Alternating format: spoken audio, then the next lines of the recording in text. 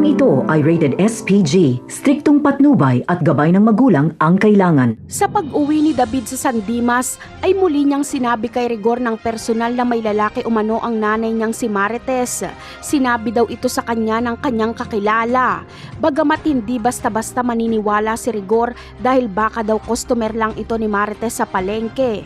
Pero sasabihin ni David na ayon umano sa kanyang kakilala ay nakipagyakapan si Marites sa kasama nitong lalaki. Hindi sasabihin ni David na si Ramon ang lalaki ni Marites dahil kapag malaman ni Rigor na buhay pa si Ramon ay hahantingin nito si Ramon at baka si Rigor pa mismo ang makadiskubre sa pagpapanggap ni David. Mamaya-maya pa ay dumating na si Marites galing ospital at dahil hindi naman ito kinakausap si Rigor ay dumiretso si Marites sa kwarto.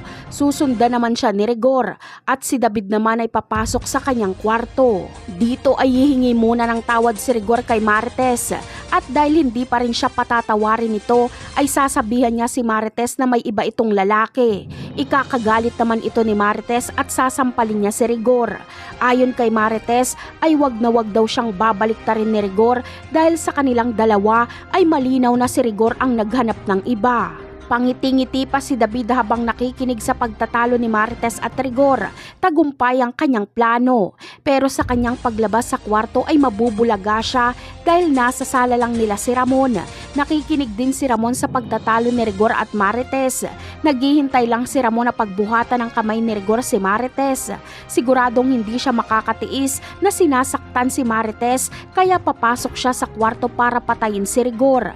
Ngunit ano na kaya ang gagawin ni David? Uunahin niya kayang patayin si Ramon? Yan ang aabangan natin sa mga susunod na episode. Paalam!